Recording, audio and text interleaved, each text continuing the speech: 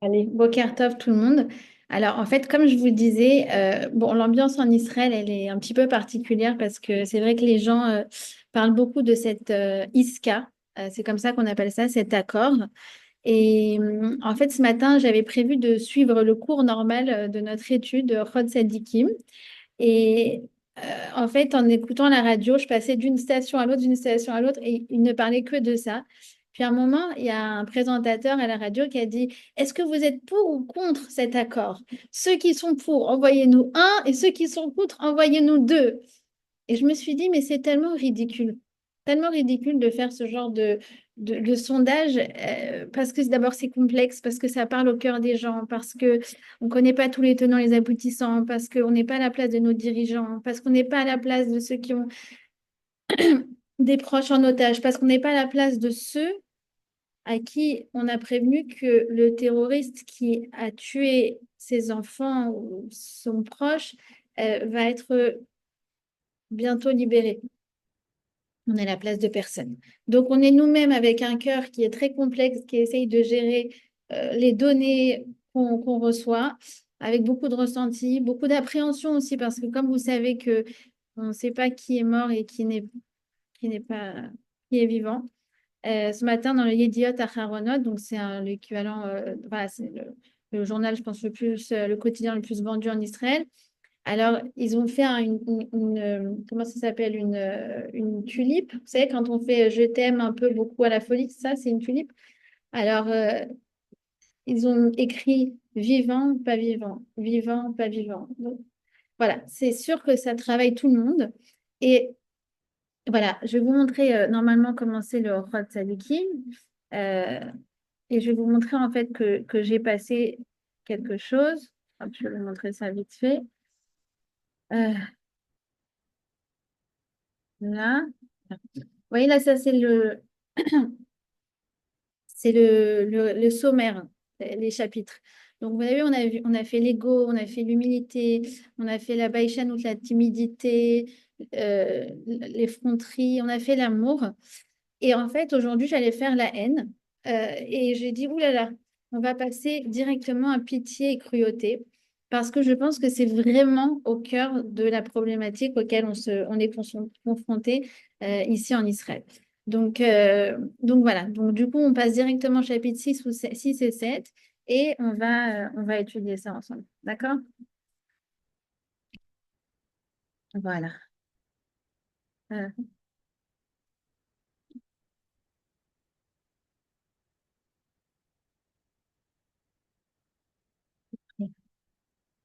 donc on va commencer par la notion de rachamim, de pitié.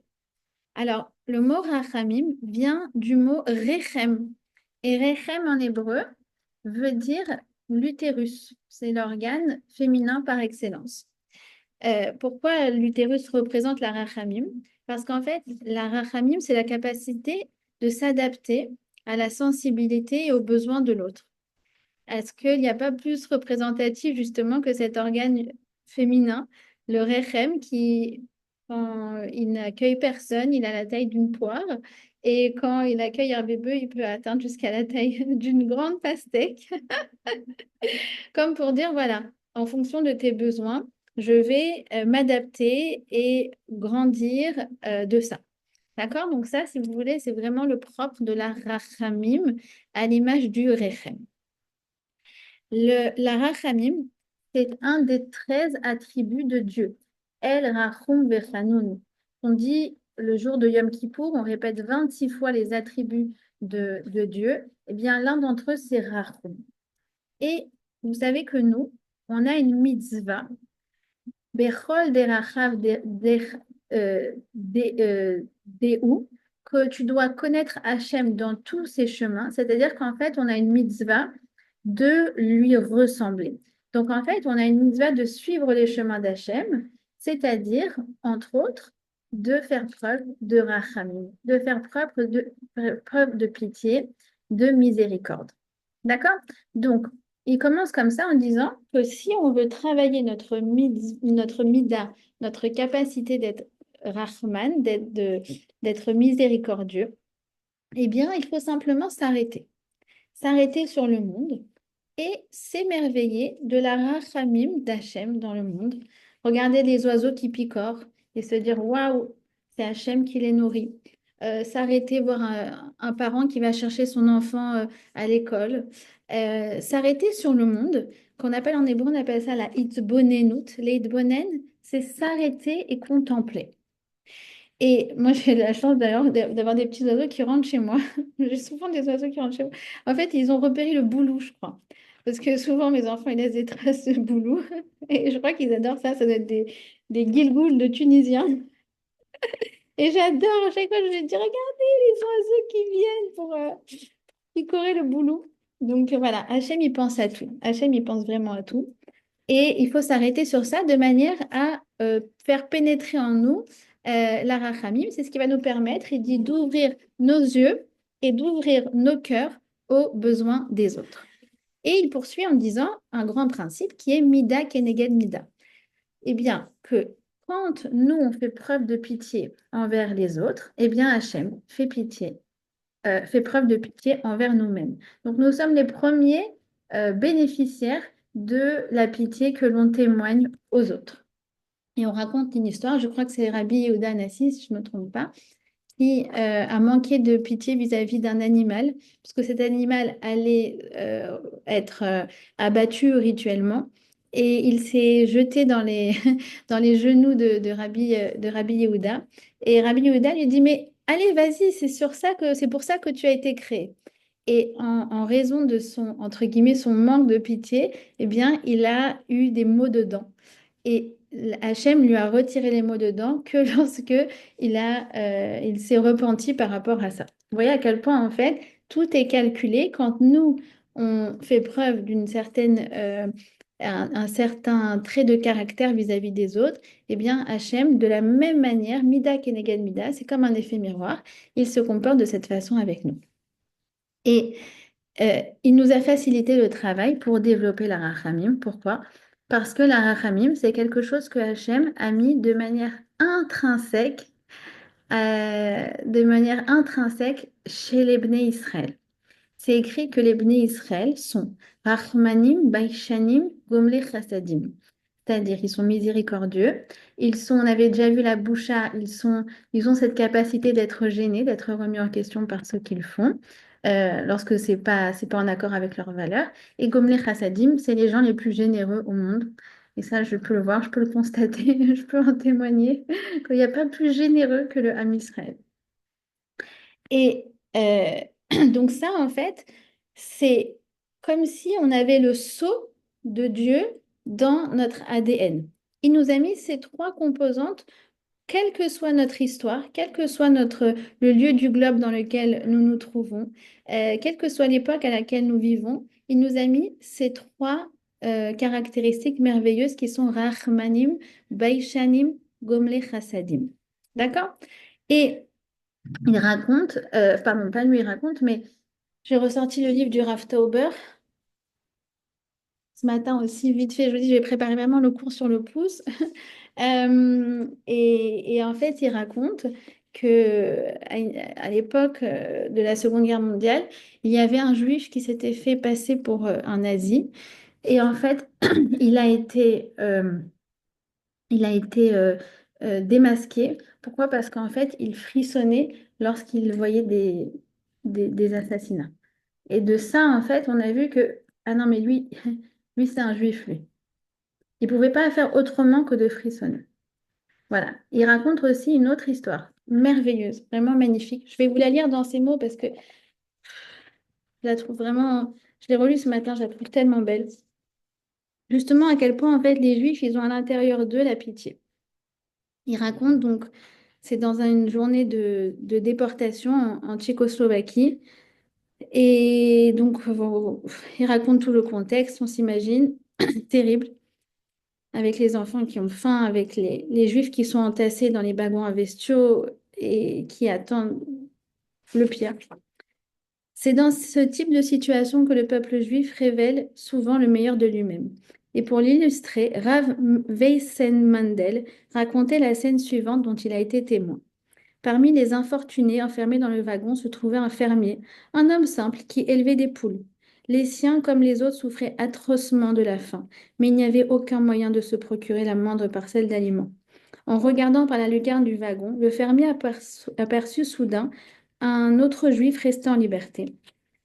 Euh, bon, il explique pourquoi il y avait des Allemands qui gardaient certains juifs pour les exploiter jusqu'au bout. Alors il lui s'adressa à lui. Pourrais-tu me rendre un service, Yankel? Lui lança le fermier. Va nourrir mes poules.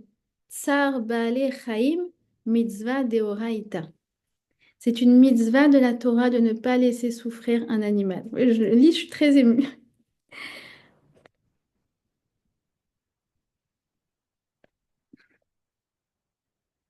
Cet homme à qui on refusait l'humanité la plus élémentaire, et dont la famille périssait d'inanition sous ses yeux, n'avait certainement aucune obligation de se soucier de ses volailles. Il aurait pu s'écrier, Maître de l'univers, pourquoi tu n'as pas pitié de nous, ne fût-ce qu'à ce titre de ce Tsar Baal Echaïm, si on ne mérite pas d'être traités comme des juifs. Soucie-toi au moins de nous traiter comme de simples animaux. Même si ce n'est pas par devoir qu'il a agi ainsi, son attachement à Dieu et ses commandements étaient pour lui une seconde nature. Il y avait d'autres témoignages de ce genre, mais c'est cette scène-là que Rav Weissmandel aimait évoquer précisément parce que elle avait trait à un juif simple. Voilà, c'est nous, c'est nous. Et on le voit dans la paracha de la semaine. On voit que Moshe, alors qu'il a grandi dans le palais de Pharaon, on- c'est écrit que Moshe a grandi, il est allé vers ses frères et il alla voir les souffrances. D'accord? Il ne pouvait pas rester dans le palais alors que il savait que ses frères étaient oppressés. Il est sorti, il a vu et il a agi. D'accord? Alors, il y a plusieurs sortes de pitié. Il y a la pitié des parents vis-à-vis de leurs enfants. Et sur ça, il ne faut pas oublier que nos enfants ont besoin de parents qui sont aimants, mais aussi qui sont forts. C'est-à-dire que si on donne de l'amour sans discipline, alors c'est pas de l'amour, c'est simplement de la gâterie pour acheter son propre confort. D'accord? On ne peut pas tout faire, euh, agir toujours dans la complaisance. Il y a parfois des interactions, des actions, des réactions qui ne sont pas agréables, mais qui sont nécessaires. Quand je dis non, c'est non. Et tu peux trépiller, tu peux faire tout ce que tu veux. Je garde mon nom. Et on ne doit pas, comme elle dit Vanessa Benzaken, on ne doit pas rentrer dans un esclavage parental où on doit se forcer à toujours donner satisfaction. Il y a des moments où les enfants sont énervés. Il y a des moments où ils sont en colère. Il y a des moments où ils trouvent que c'est pas juste. Eh bien, parfois, je me dis, bah, c'est pas grave. Laisse-le. Il a le droit d'être frustré, énervé et en colère. Et on n'est pas obligé de tout changer la situation pour qu'il soit plus en colère. Et parfois, si du coup, parce qu'il est en colère, il est insolent, ben on recadre. Écoute, tu peux être énervé, je comprends que tu ne sois pas content, mais tu ne dois pas parler comme ça. Ils disent les Israéliens, l'eau à kol varod. Pas tout est rose dans la vie. Et en cas d'hystérie, si je dis, bon, d'accord, je vais te prendre, je vais t'acheter le Kinder, là, je vais t'acheter le jouet, là, bah, en fait, je ne fais pas preuve de pitié envers lui. En vérité, je fais preuve de cruauté envers lui. Pourquoi? Parce que je suis en train de fabriquer un petit tyran qui pense que pour pouvoir obtenir ce qu'on veut dans la vie, eh bien, il faut trépigner du pied. D'accord?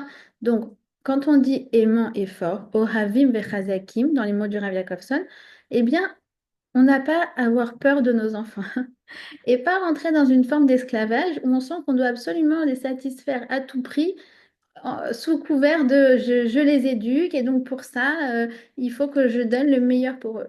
Oui, je dois donner le meilleur pour eux, mais parfois, ça va donner des situations où l'enfant n'est pas satisfait.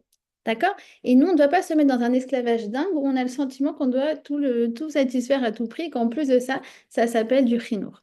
D'accord? Et elle rajoute que si on a peur de contrarier nos enfants, eh bien, c'est peut-être parce que souvent, on peut croire que pour être aimé, il faut être aimable. qu'on ne mérite d'être aimé que si on satisfait. Donc là, ça pose la question de ce qu'on avait vu dans le premier cours sur l'amour conditionnel on aurait reçu. D'accord? Donc, sur ça, non, il faut faire preuve. Parfois, il faut limiter la pitié. Et en vérité, c'est de la vraie pitié. D'accord? Quand on tient nos noms, quand on est ferme, quand on tient nos engagements et quand on ne se laisse pas décontenancer par les crises d'un enfant. D'accord? Ensuite, il dit, il y a une autre forme de pitié qui n'est pas bonne, c'est alors il dit, c'est le maître vis-à-vis de son serviteur. Moi, je dirais aujourd'hui, c'est le manager vis-à-vis de ses employés. Alors, je sais, je connais la situation parce que sûrement que je vous l'ai déjà dit que avant j'étais dans le management, avant d'être dans l'enseignement. Et étant quelqu'un qui a beaucoup de pitié, j'ai été une très mauvaise manager. Ça veut dire qu'avec mon équipe, c'était en mode bon, alors tu le fais, mais tu le rends quand tu peux, voilà, quand ça t'arrange, d'accord?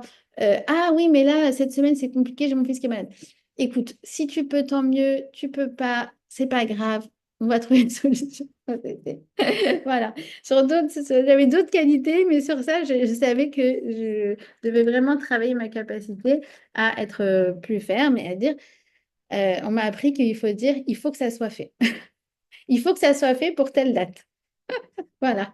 Et le reste, je m'en fiche. Tu te débrouilles. Voilà. Pour les gens comme moi qui ont beaucoup de rachamim, c'est un vrai travail. Ensuite, il dit attention à avoir trop de pitié vis-à-vis de soi-même. Ça s'appelle de la complaisance ou alors un manque de consistance. Alors, comment il définit les choses, Rav Jacobson? Il dit que c'est quoi la consistance? C'est un comportement dicté par des décisions antérieures. Exemple. J'ai décidé que le mardi matin, c'est mon jogging. Il faut que je fasse du sport. OK. Alors, ce jour-là, je mets mon réveil 1 heure plus tôt, 6 heures du matin. Ah, mais ce mardi matin, le réveil sonne et là, je suis crevée, j'ai froid, puis j'ai mal dormi. Alors, il y a deux façons de réagir. Celui qui a de la consistance, il dit non, j'ai fixé, j'y vais. D'accord? Ça veut dire, entre guillemets, il n'a pas pitié de lui-même à ce moment-là. Et celui qui n'a pas de consistance, il se dit, ah, mais il revoit sa décision. Mais non, mais je pensais pas que j'allais mal dormir, je pensais pas qu'il allait faire si froid, je pensais pas que je serais si fatiguée. Ça veut dire, en fait, à chaque fois, il remet à jour les décisions qu'il avait prises avant. Et du coup, c'est dommage parce que cette personne-là ne tient pas ses projets. C'est-à-dire qu'en fait, il a pitié pour lui maintenant, mais il n'a pas pitié pour lui dans quelques années où il va regretter de ne pas avoir fait son sport, de ne pas avoir tenu ses engagements. D'accord? Ensuite, il continue. Il dit, il y a une autre pitié qui est très mauvaise, c'est celle qui laisse planer le doute, celle qui laisse un peu miroiter, qui laisse un peu, comment on appelle ça, euh, le mot me manque, euh, l'ambivalence, d'accord? C'est comme ça, c'est ambivalent. Euh, Ça, c'est, par exemple, quand on n'ose pas dire la vérité à quelqu'un. Ça, moi, je me reconnais vraiment. Voilà, je vous donne un exemple aujourd'hui, aujourd'hui même. J'ai un de mes enfants qui est né prématurément. Et donc, comme beaucoup d'enfants nés prématurément, il a des petits soucis, pas très graves, mais en l'occurrence, il a eu un problème à l'oreille. Il a dû se faire opérer. Et suite à l'opération, il a perdu de son audition. Et en fait, je sais qu'on doit lui mettre un petit appareil auditif. Le rendez-vous est aujourd'hui et ça fait une semaine, enfin ça fait plusieurs semaines que je le sais. Ça fait 10 jours que j'ai fixé le rendez-vous et je n'ai toujours pas osé lui dire. Et finalement, j'ai toujours pas eu le courage. J'ai appelé mon mari, je lui ai dit, est-ce que tu peux l'amener toi? Parce que j'ai toujours pas osé dire à Hillel, à mon fils, qu'il va devoir mettre un petit appareil auditif. D'accord? C'est pas bon. Ça veut dire quand on est. C'est vrai que je suis une maman et tout, mais il faut aussi savoir dire les choses clairement, même si on sait que sur le coup, ça va être pas très agréable. D'accord? Et ça m'a rappelé un des romans de Stéphane Zweig. Alors, je ne l'ai pas lu celui-là, mais bon, c'est un classique, c'est La pitié dangereuse. Et c'est exactement ça. Ça veut dire, c'est un officier qui, lors d'un bal, commet un impair parce qu'il invite une jeune fille à danser, mais en fait, il s'avère que cette fille elle est paralytique et donc en fait elle ne peut pas se lever. Et donc, étant très, très gêné de ce qui s'est passé, le lendemain, il envoie des fleurs à cette jeune fille pour s'excuser. Et la famille le convie à prendre un thé. Et finalement, en fait, il devient un ami de la maison, de la famille, il les fréquente. Et en fait, elle, évidemment, elle est amoureuse de lui passionnément. Et lui, en fait, il laisse continuité, toute cette ambiguïté jusqu'à ce qu'en fait il se fiance, mais en fait c'était juste parce qu'il osait toujours pas, toujours pas, toujours. Bref, ça finit très mal, ça finit très très mal. Et c'est terrible en fait, parce qu'en fait on voit justement comment quand quelqu'un sur le coup il n'ose pas dire non, c'est pas possible. Non, il y a eu un malentendu. Non, je préfère pas que vous croyiez que ça. Alors finalement, il pousse, il pousse, il pousse par son manque de courage. Et finalement, ça lui revient en boomerang 1000 fois pire. 1000 fois pire. Donc cette chose-là, quand je le dis à moi-même, c'est vraiment quelque chose sur lequel il faut travailler. Au contraire, se dire que faire preuve de bonté, faire preuve de pitié, c'est savoir aussi être clair. Savoir être. Moi, je suis du genre, ouais, pour vous dire, à acheter un truc dans un magasin alors que j'en ai pas besoin parce que j'ai de la peine pour la vendeuse. Vous voyez ce que je veux dire? Non, c'est pas. On s'en sort pas comme ça. Voilà.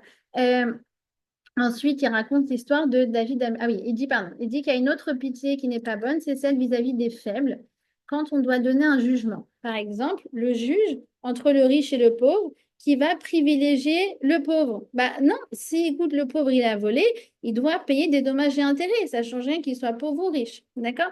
Alors, qu'est-ce qu'il faisait David Ameller? Il faisait chesed ou mishpat. C'est quoi chesed ou mishpat? C'est qu'en fait, il donnait le jugement, il disait non, le pauvre, il doit, enfin, cette personne-là doit donner des dommages et intérêts, mais par contre, il avait une caisse d'aide. Et donc, parfois, il donnait l'argent justement au pauvre qui ne pouvait pas payer ses dommages et intérêts pour pouvoir lui permettre de faire justice. Vous voyez ce que je veux dire? Ça veut dire à la fois, il était ferme comme juge, c'est le jugement, et à la fois, il avait de la pitié pour celui qui ne pouvait pas. Ça m'a rappelé une des histoires merveilleuses, merveilleuses, merveilleuses du Rav Mordechai Eliaou. Ah là là, le Rav Mordechai Eliaou. Où, une fois, il y a son fils sur qui on a fait de la diffamation. Dans un des journaux israéliens, il y avait écrit que il avait été, comment dire, il avait eu on dit en hébreu protectia, du piston, voilà, du piston pour réussir un examen. Je crois que c'était un examen rabbinique, si je ne me trompe pas. Et alors que c'était faux. Absolument faux. Donc, le fils de Rabban Eliaou, il a fait un procès au journaliste en lui disant que c'était basé sur absolument rien, que c'était de la pure diffamation. Et le journaliste a été donc condamné à verser des dommages et intérêts au fils de Rabban Eliaou. D'accord? Sur ce, 2 jours après le procès, le journaliste va voir le Rav Mordechai et il lui dit, j'ai pas d'argent pour payer les dommages et intérêts à votre fils. Qu'est-ce qu'il fait le Rav Mordechai Eliaou? Il fait le chèque et il le donne au journaliste. Et jusqu'à après sa mort, son fils n'avait jamais su que c'était son père en vérité qui avait donné l'argent pour qu'il puisse lui payer les dommages et intérêts. Ça, c'est un manique, ça, c'est un dirigeant. C'est quelqu'un qui sait manier les midotes parfaitement. Il sait mettre la pitié où il faut et l'absence de pitié là où il faut. Ah non, fallait pas faire ça, quelqu'un a dit ça. N'empêche que le journaliste, ça l'a fait changer. Voilà. Euh, Ok. Ensuite, donc comme on a dit, donc on doit avoir la pitié vis-à-vis des animaux, puisque eux-mêmes ne peuvent pas se nourrir par eux-mêmes, ils sont dépendants de nous. Donc c'est une halakha. Il faut donner à manger aux animaux avant de se nourrir soi-même. Et c'est une halakha, vraiment quoi. Ça veut dire, nous, on a eu toutes sortes de choses à la maison. On a eu des poissons rouges, on a eu des petits lapins, des hamsters. Les enfants savent qu'il faut donner à manger aux poissons rouges avant de prendre son petit déjeuner. Il faut donner à manger au lapin avant de prendre son petit déjeuner. C'est une halakha. Halakha, mais fourchette. Il faut s'occuper des animaux parce que les animaux, ils sont dépendants intégralement de nous. Et il conclut comme ça le chapitre sur la pitié en disant, finalement, il faut avoir pitié de soi-même. C'est-à-dire, en fait, il faut avoir pitié de sa neshama pour qu'elle puisse se réaliser, pour qu'elle puisse se dévoiler, pour qu'elle puisse réaliser tout son potentiel, pour qu'elle ait du plaisir spirituel dans ce monde-ci et pour qu'elle ait du plaisir spirituel dans le monde futur, eh bien, il faut parfois être capable de faire preuve de fermeté. D'accord? C'est-à-dire, en fait, là, on a l'impression que je suis ferme, que je manque de pitié à l'instant T, mais c'est parce qu'en fait, j'ai de la pitié pour un projet qui est beaucoup plus grand que ce qui se passe à l'instant présent. C'est comme dans le chinour, c'est comme dans l'éducation. Je vous dis, parfois, l'enfant, il est en train de faire la toupie dans le supermarché. Je veux le chouchou, je veux le chouchou, je veux le chouchou, je veux le chouchou. Et non, j'ai dit non, c'est non. Et tu peux faire une crise et je vais te prendre, je vais te contenir et je vais te dire de te calmer. On va rentrer à la maison, d'accord? Et je vais surtout, mais alors surtout, surtout pas t'acheter le jouet maintenant en plus que tu fais une crise. Pourquoi? Parce que comme je vous ai dit, ça voudrait dire qu'en fait, je lui montre que quand on fait une crise, quand on tape du pied, quand on crie, c'est comme ça qu'on a ce qu'on veut. Et en vérité, je vais créer un être qui est plein de rancœur, de frustration et de colère. Vous voyez ce que je veux dire? Donc là, j'ai eu pitié de lui à l'instant T, mais en fait, je n'ai pas pitié de lui pour lui dans une semaine, dans 10 jours, dans un an, dans 10 ans, dans 20 ans. Vous avez compris la logique? C'est pareil vis-à-vis de sa neshama, vis-à-vis de la neshama des autres. Il vaut mieux faire maintenant preuve de fermeté, même si ça n'est pas agréable, parce qu'en vérité, je fais preuve de pitié, je fais preuve de bonté sur le long terme. C'est ça en fait la logique. OK? Donc vous allez voir, il va continuer. Euh, Là, il va parler en fait de la cruauté. Et en vérité, vous allez voir, c'est le revers d'une même pièce. Et donc à la fin, vous allez voir que ça va venir, euh, comment dire, nous donner certains éléments de réponse par rapport à la problématique par rapport à laquelle on se trouve. Et on n'aura pas une réponse claire, évidemment. On n'aura pas une réponse claire, mais on aura chacune une direction pour pouvoir savoir vers quelle chose orienter notre cœur par rapport à ce qui se passe actuellement. D'accord? Alors, il continue donc avec la mida qui s'oppose, mais comme je vous ai dit, c'est toujours les deux facettes d'une même pièce parce qu'il faut être capable d'utiliser une chose et son contraire en fonction des situations. Ça, c'est ce qu'on avait vu en introduction du Orchot Tzadikim. Et donc là, c'est la Arzariut. Hmm. Alors, la pitié, on l'avait traduit par pitié, miséricorde, la Rachmanim, la Rachmanout. Je l'avais traduit aussi par empathie et je l'avais traduit par indulgence, l'indulgence. Et aussi sa mauvaise forme, la complaisance. D'accord? Et là, pour la cruauté, la arzariout, je l'ai traduit par cruauté, mais aussi c'est l'indifférence, c'est aussi la distance. Et la distance, elle peut être très positive, notamment pour un professionnel de l'aide. Je sais que moi, mes beaux-parents sont médecins et art thérapeutes, et à chaque fois, ils reviennent sur la nécessité de faire preuve de distance vis-à-vis du patient. Alors que des fois, moi, je me dis, ah, mais comment ils arrivent à se confronter à ça et arriver à dormir la nuit, quoi. Quand voilà, mon beau-père devait annoncer des maladies terribles ou des choses comme ça, je me dis, mais comment il peut faire ça? La distance vis-à-vis du patient et c'est que comme ça qu'on peut l'aider vraiment. D'accord? Et l'intransigeance aussi. D'accord? Donc ça, tout ça, c'est les mêmes, c'est une traduction du mot Arzariut, c'est le sujet qu'on va aborder maintenant. Et comme vous voyez, il y a en fait des connotations positives et négatives, puisque comme on a vu, ah, voilà, je le répète et je le répète, dans chaque mida, il y a toujours du bon et il y a toujours des choses dont on doit s'éloigner. Vous vous rappelez qu'on avait vu que les midotes s'apparentent à on avait dit, c'est le plat et l'épice. Ce qu'on appelle en général les bonnes midotes, la pitié, c'est comme le poulet, c'est comme le plat principal. Dans le sens où quoi, il faut l'utiliser beaucoup. Il y a des moments où il ne faut pas l'utiliser. Et puis, il y a les midotes épices, comme son contraire, la cruauté, l'arzariut, c'est-à-dire qu'en fait, on va l'utiliser de manière parcimonieuse, mais quand il faut l'utiliser, il faut l'utiliser. D'accord? Sinon, ça nous mène au projet contraire que qu'on s'était fixé et qui était bon pour nous. OK? Alors, c'est une mida épice, comme on a vu, et si on ne le fait pas, donc ça se retourne contre nous. C'est l'inverse précisément de la rachmanout, et elle se trouve chez les Réchaïm, elle se trouve chez les gens méchants, et on retrouve cette mida-là chez les ennemis du peuple juif. Et c'est vrai. c'est... En fait, quand on voit certaines choses, bon, moi, j'ai vraiment limité tout ce qu'on peut voir, ce qu'on a pu voir du 7 octobre et d'après. Mais il y a une question auquel moi, j'arrive pas à répondre, c'est le manque de rachamim, en fait. Je comprends, en fait, c'est quelque chose nous, en fait, nous, en tant que juifs, on ne peut pas comprendre cette chose-là. On ne peut pas la comprendre. On ne peut pas la comprendre. Et, et on la retrouve donc chez nos ennemis et c'est dans nos sources que nos ennemis sont d'une cruauté euh, sans fin. Et la Harzariot dont on doit s'éloigner, c'est celle qui nous empêche de faire du bien. Euh, Par exemple, quand on a un pauvre qui se présente à nous, alors, entre guillemets, on a toujours deux voix. La voix de «Oh là là, le pauvre miskin, j'aimerais pas être à sa place, donc bah, ce que j'ai dans la poche, je vais lui donner, d'accord? Même si ça va pas lui changer sa vie. Mais peut-être que grâce à ça, il pourra s'acheter un bout de pain et être rassasié aujourd'hui.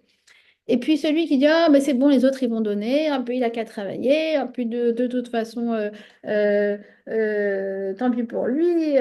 D'accord? Ça paraît très loin de nous. Regardez, nous, on est plus du genre à se dire, j'aimerais bien aider plus, mais bah, en même temps, je ne peux pas aider tout le monde, d'accord? Mais je me rappelle, moi, quand je prenais le métro à Paris, c'est terrible, parce qu'il y avait toujours, enfin, toujours dans la rame de métro, tous les matins que Dieu fasse, quelqu'un qui venait quémander. Et puis les gens, les goïms, ils avaient des réactions qui étaient, mais voilà, on ne reconnaît pas. C'est vraiment là que la frontière se dessine entre les juifs et les goïms. Et peu importe le niveau de pratique religieuse, ça n'a rien à voir. C'est quelque chose qui est intrinsèque, que Hachem a mis de manière intrinsèque dans la neshama du juif. D'accord? Alors, il faut donc, au début, donc, il dit qu'il faut s'éloigner de cette mauvaise mida, en fait, de cette indifférence, de cette cruauté. Et que attention, parce que si on ne s'éloigne pas si on ne fait pas un travail euh, pour rajouter de la rachamim, en fait, si on ne fait pas du travail sur soi pour développer notre rachamim, alors forcément, il y aura de la cruauté qui va s'installer en nous. C'est des vases communicants, en fait. Si je ne travaille pas ma, cette mida-là, qui est positive, alors forcément, il y en a une autre négative qui va prendre le pas sur nous. Et donc, c'est pour ça que même si, de manière intrinsèque, le juif, il a la rachamim, alors on a une obligation de développer cette mida qu'on a en nous, peu importe l'intensité qu'elle a à la base. D'accord? On doit s'efforcer, comme on a dit au début du cours, à être mitbonen, à s'arrêter, à prendre du temps, à réfléchir, à se rendre compte à quel point Hachem, il aime ses créatures, à quel point il se soucie de chacun d'entre nous, etc., pour pouvoir justement développer ça en nous, essayer d'y ressembler et de cette manière-là, donc, éliminer la cruauté qui pourrait s'installer en nous. D'accord? Alors, il reparle de David Ameller. David Ameller, visiblement, était quelqu'un de très, très, très, très Rahman, puisque il dit qu'il avait de la rachamim même vis-à-vis de ses ennemis.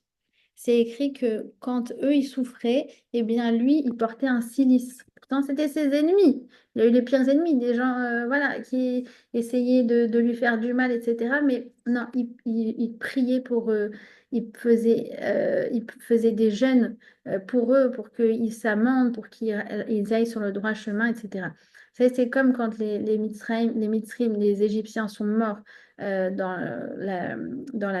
la Yam Souf, dans la mer Rouge, alors les anges ont voulu chanter une shira.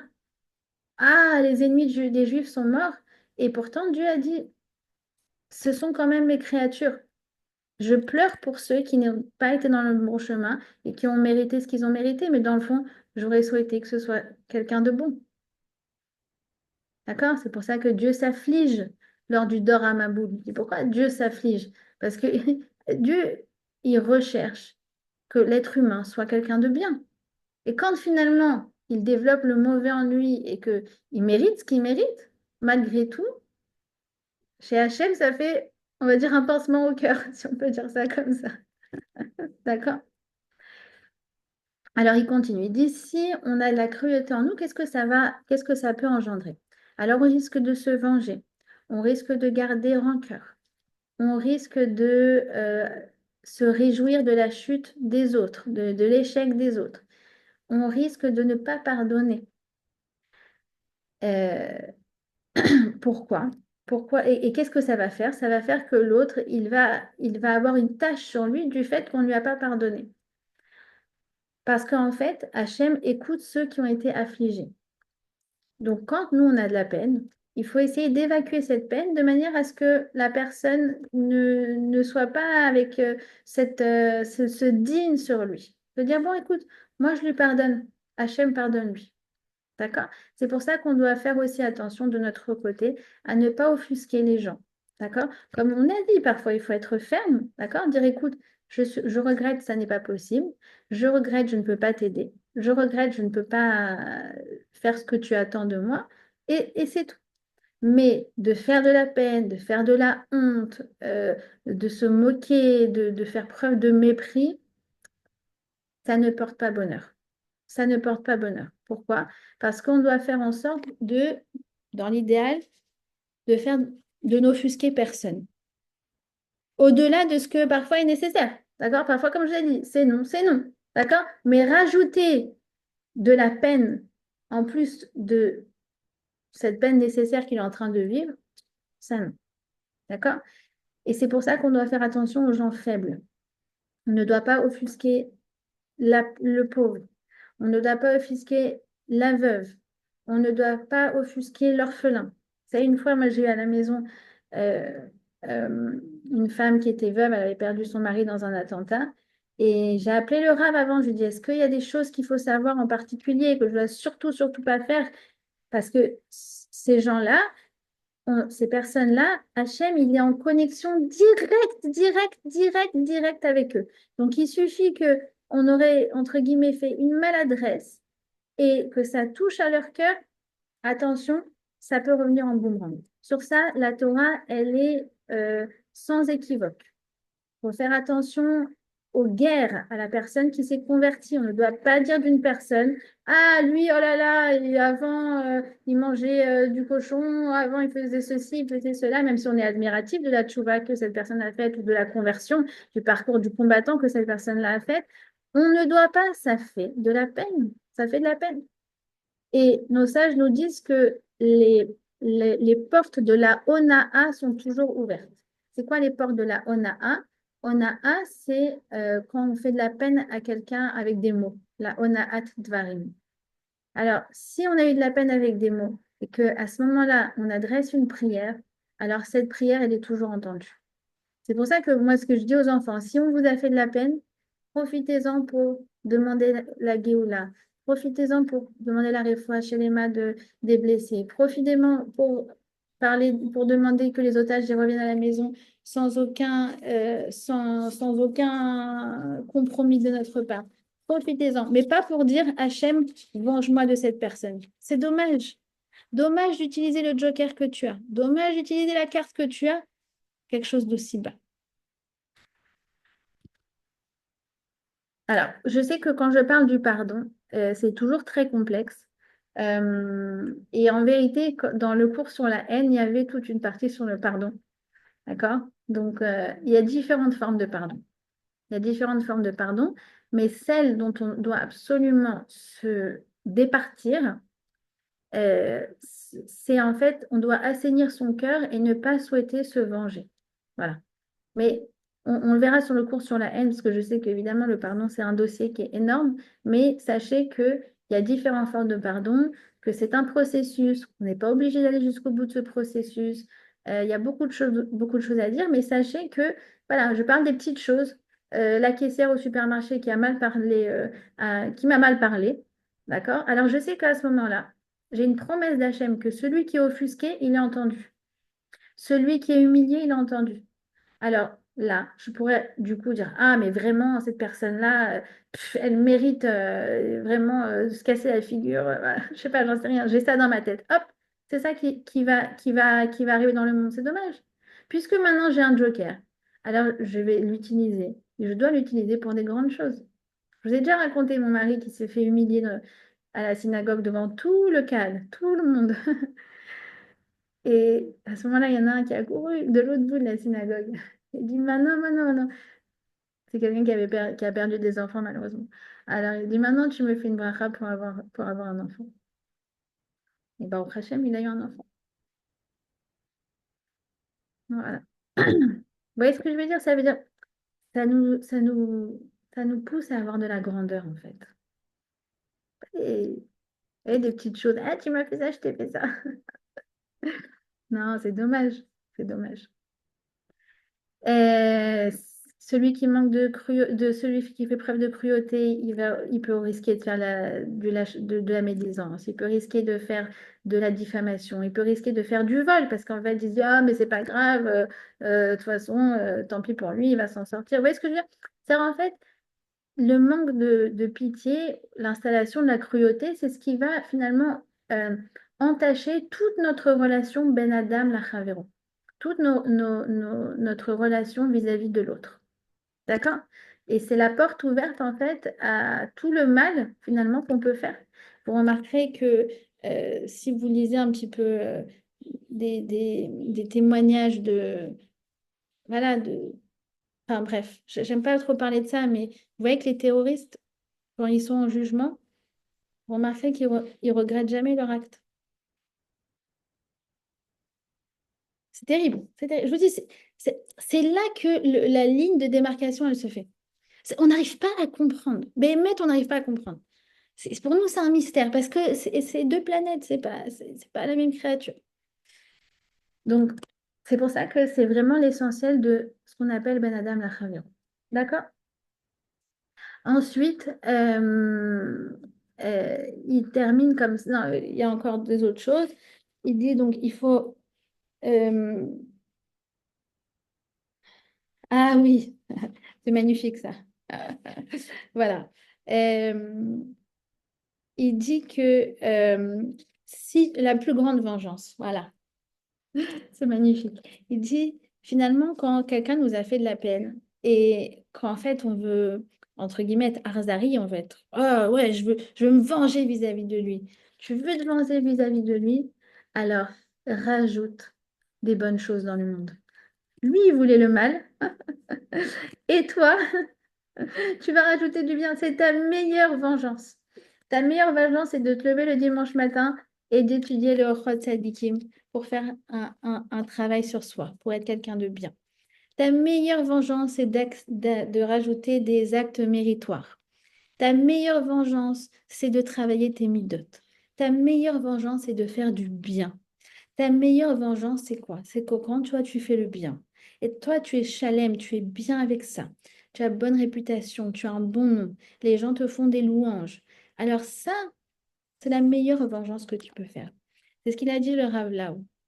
Le Rav Lao, un jour, alors que, bon, vous connaissez l'histoire du Rav Lao, qu'il était il n'était pas à Auschwitz, il était euh, je ne sais plus quel camp de concentration, Buchenwald. Que sa mère, elle est morte devant lui, que son père a été assassiné devant lui, que, bon, bref, vous avez sûrement lu son livre. Alors, on lui a demandé, mais Rav, est-ce que vous voulez vous venger des nazis? Il dit, ah oui, ah oui, ah oui, ah oui, je veux me venger, je veux me venger. Ils étaient étonnés. Ah bon? Mais comment voulez-vous vous venger? Vous voulez les tuer? Vous voulez faire quoi? Ah non, si j'en vois un, je le prends, je lui montre toute ma descendance. Lui qui est un grand rave et qui a une synagogue et qui a des fidèles et qui aide les autres à étudier la Torah. Mes enfants, mes petits-enfants qui étudient la Torah. Et celui qui a les tzitzit. Et ma petite fille qui habite Sniout. Et ma petite fille qui fait du bien. Et celle qui va faire du volontariat distribuer des colis. Et celle qui est net avec des autistes. Le bien. Ah, c'est une vengeance de folie. Et c'est vrai. Il n'y a pas plus grande vengeance. C'est avec ce qui s'est passé, on se dit, mais nous, la plus grande vengeance, c'est de rajouter de la vie. faire du bien autour de nous. Et ça, c'est une protection pour le Ham Israël. Ça, c'est une protection pour le Ham Israël. Donc, c'est la meilleure contribution qu'on peut faire au monde, de prier et de se renforcer dans tout ce qu'on fait déjà et d'apporter du bien. Alors, sur ça, il va conclure par une souga, par une phrase qui est très connue, enfin, je ne sais pas, vous la connaissez ou pas, mais qui va un peu boucler la boucle et qui va nous donner des éléments par rapport à cette question de pitié et de cruauté. Parce que, en fait, qu'est-ce qui se passe, nous? On a de la pitié vis-à-vis des otages. En même temps, on va libérer des terroristes qui ont du sang sur les mains. Alors, en fait, on a de la pitié vis-à-vis de ceux dont les proches sont morts, assassinés, dont maintenant, aujourd'hui, les assassins vont retrouver la liberté. Donc, en fait, on a de la pitié. On se dit, mais si j'ai de la pitié, finalement, c'est en train de se transformer en cruauté. Donc, vous voyez ce que je veux dire? On est dans un choix cornélien où, enfin, c'est pas nous qui faisons le choix, mais notre cœur, il sait même pas comment, dans quelle mesure se réjouir. C'est vrai? On voit le nom. Moi, j'ai vu le nom des 33 otages qui sont censés être libérés. Bon, on ne sait pas s'ils sont vivants, pas vivants. On est, euh, on est perdu. On est vraiment perdu. Et voilà comment nos sages nous donnent une vérité sur un plateau d'argent. Ils nous disent comme ça. Celui qui est miséricordieux avec les gens cruels sera finalement cruel avec les gens miséricordieux. Alors, en fait, en gros, c'est comment on met la limite? Où est-ce qu'on met la limite? Comment on met la limite? Vous savez, il y a une histoire comme ça C'était une marche chez Vizirham, une terroriste. C'était en 2015. Euh, Elle a pris la route 418 vers Malais à Doumim, avec une voiture qui était pleine de bonbonnes de gaz et de briquets. Et elle s'est mise à rouler. Et en fait, elle visait un rassemblement de cars, de bus avec beaucoup, beaucoup, beaucoup de civils. Et qu'est-ce qui s'est passé? C'est qu'en fait, il y a eu un sergent qui s'appelle Moshe Chen qui, au moment du barrage, vous savez, il y a le fameux checkpoint, qui lui a dit de s'arrêter. Et en fait, elle s'est explosée sur lui.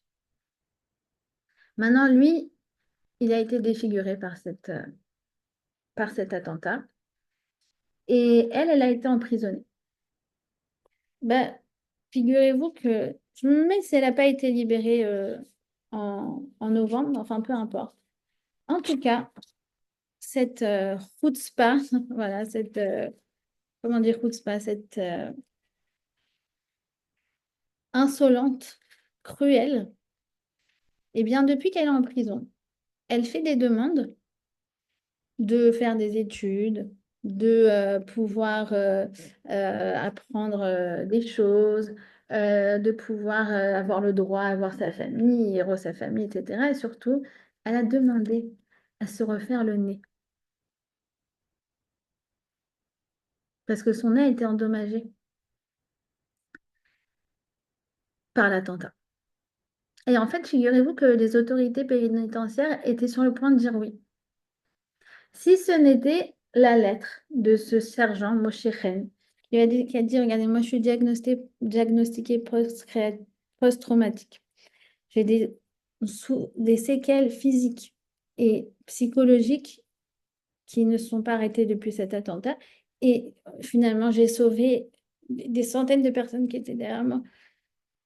Comment vous allez faire preuve de pitié envers cette personne-là? Si vous faites preuve de pitié, en vérité, vous êtes cruel avec nous.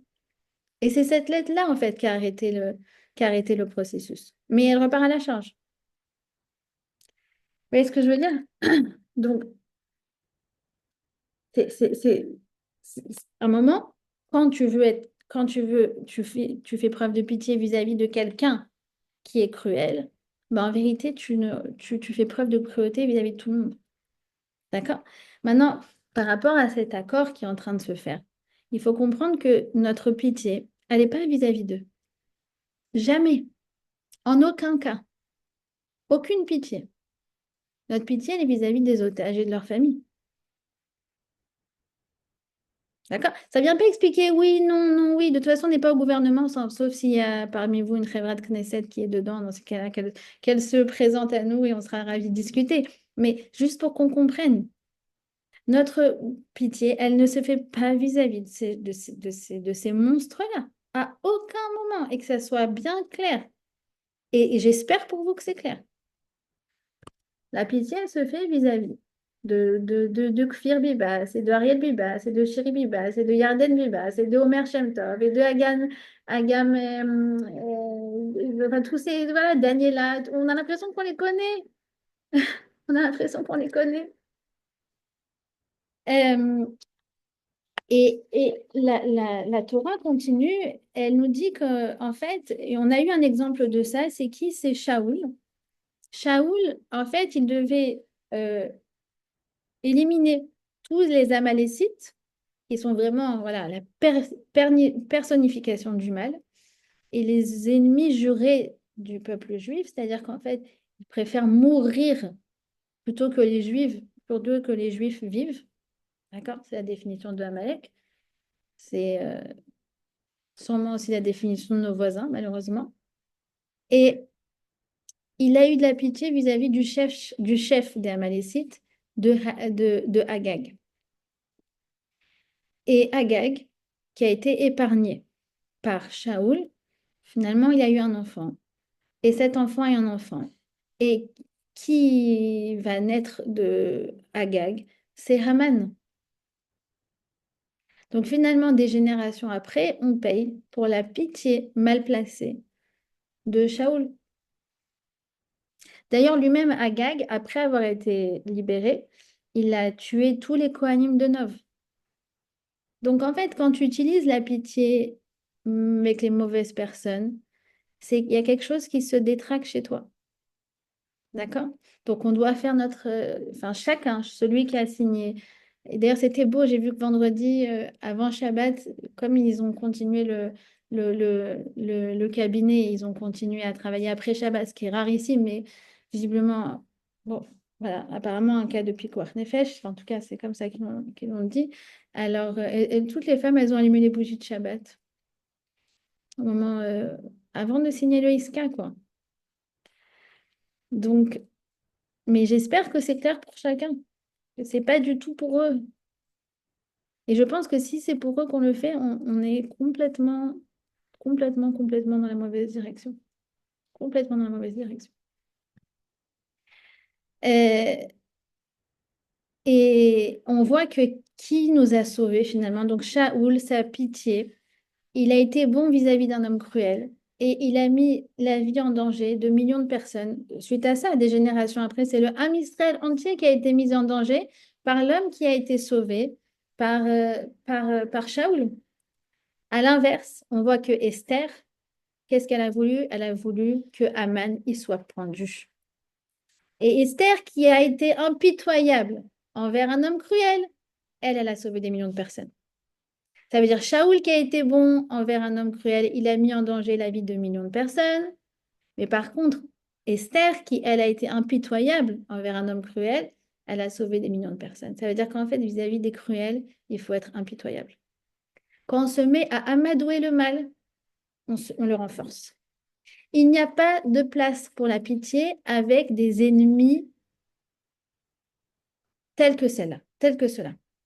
Parce qu'avec eux, la gentillesse est perçue comme une faiblesse. Et de croire qu'il peut y avoir du bien, en fait, c'est de la naïveté. Et vous savez très bien, bien sûr, que Sinoir, il a été guéri par nos médecins. En prison, ils lui ont trouvé une tumeur au cerveau. Et les médecins, ils entraînent rien. Ils ont retiré la tumeur au cerveau d'un terroriste palestinien emprisonné pour tentative d'attentat et de meurtre. Et sa vie, elle a été sauvée. Il a été libéré avec plus d'1 million de personnes en échange d'un otage israélien, Gilad Shalit. Et c'est si noir. Ça veut dire le cerveau que nous, on a sauvé par pitié, c'est devenu le cerveau des massacres du 7 octobre. Donc, on n'a pas besoin de la compassion déplacée de Shaoul, de la compassion déplacée des services pénitentiaires, de la compassion déplacée des médecins qui viennent soigner les terroristes. Vous savez que c'est arrivé qu'il y ait la victime et le terroriste dans le même service à l'hôpital. Mais c'est quoi? Mais c'est quoi? Vous savez que... Alors, je ne veux pas donner de nom parce que je ne veux pas... Voilà. Mais il y a, on va dire qu'il y a deux institutions qui s'occupe des soins, des premiers soins en Israël. D'accord? Il y en a une qui va selon la Croix-Rouge. D'accord? Selon les règles internationales. Alors, qu'est-ce qu'elle dit les règles internationales? Que quand il y a un accident, alors on s'occupe de la victime la plus grave en premier. Sauf que parfois, la victime la plus grave, c'est qui? C'est le terroriste. Et cette organisation, parfois, elle va aller soigner le terroriste. Ouais, c'est fou. Il y en a une autre, par contre, bah, je vais dire son nom, c'est Irhoud Vehatsala. Ils ont dit, mais Mapitom, mais quel rapport? Celui qui fait preuve de pitié envers le cruel, il fait preuve de cruauté envers les bons. Donc, excusez-moi pour l'expression, il le laisse crever. Voilà, j'assume. Et c'est tout.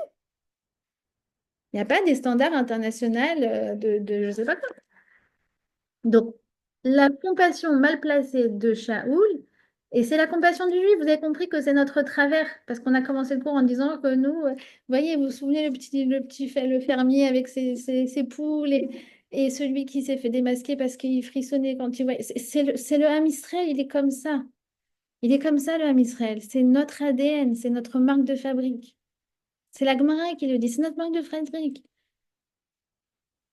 Alors, du coup, cette pitié-là, c'est un cadeau qu'on ne doit pas faire aux gens qui ne le méritent pas. D'accord? Donc, voilà. Je crois que c'est le Midrash qui termine comme ça. Il dit que, en fait, il y a eu deux formes de pitié. Il y a la première, c'est celle de Shaoul vis-à-vis de Agag. Et comme on a dit, euh, Agag, il a engendré finalement Aman, et Aman, il a failli tuer tout le Ham Israël. En revanche, il y a une autre forme de pitié, c'est la pitié de David Améler. David, il y a quelqu'un qui est venu le voir, qui s'appelle Shimi Ben Gera, et qui l'a insulté. Il a insulté le roi. Et vous savez que celui qui insulte le roi, normalement, il pourrait être passible de la peine de mort. Et son commandant, Avishai Ben Seroua, il a dit, je vais le tuer. Et David Améler, qui avait de la bonne pitié, pas comme Shaoul, il avait de la bonne pitié. Il a dit, écoute, si il a dit ça, c'est que Dieu a voulu que je l'entende. Peut-être que si moi, je fais preuve de pitié envers lui, alors Hachem fera preuve de pitié envers moi et m'enlèvera tous les outrages que je subis jusqu'à ce jour. Et ainsi, Shimi a eu la vie sauve. Qui est descendu de Shimi? Ish, Yemini, Ben Shemi, c'est qui? Ben Kish, c'est qui? C'est Mordechai. Alors, elle termine la Mishnah, pardon, elle termine, je crois que c'est le Midrash. Il dit il y a deux sortes de rachamim. Il y a la bonne, celle qui était de David vis-à-vis de Shimi Ben Gera, qui finalement a engendré Mordechai. Et Mordechai, c'est celui qui va sauver le Ham Israël contre qui? Contre Haman. Haman, c'est celui qui est le fruit de la mauvaise miséricorde, celle de Shaoul vis-à-vis de Agag. Finalement, ce sont justement ces personnes-là à qui on ne doit pas faire de cadeaux et qui ont engendré que des générations plus tard, eh bien, les ennemis se retournent contre le Ham Israël. D'accord? Donc, c'est ça en fait la différence. C'est qu'en fait, on doit faire preuve de pitié vis-à-vis de ceux qui le méritent, vis-à-vis de ceux qui ne le méritent pas. Alors, on doit s'imposer de tronquer notre mida de pitié pour opter pour de la fermeté, pour de l'intransigeance. Et c'est que comme ça qu'en fait, à long terme, finalement, on fait preuve de pitié pour tout le Ham Israël. D'accord? C'est ce qu'on a dit au début du cours et je terminerai sur ça. C'est en fait justement parfois la bonne pitié, c'est de être intransigeant à l'instant T pour pouvoir en fait faire preuve de bonté à l'avenir. D'accord? J'espère que ça va éclaircir votre cœur.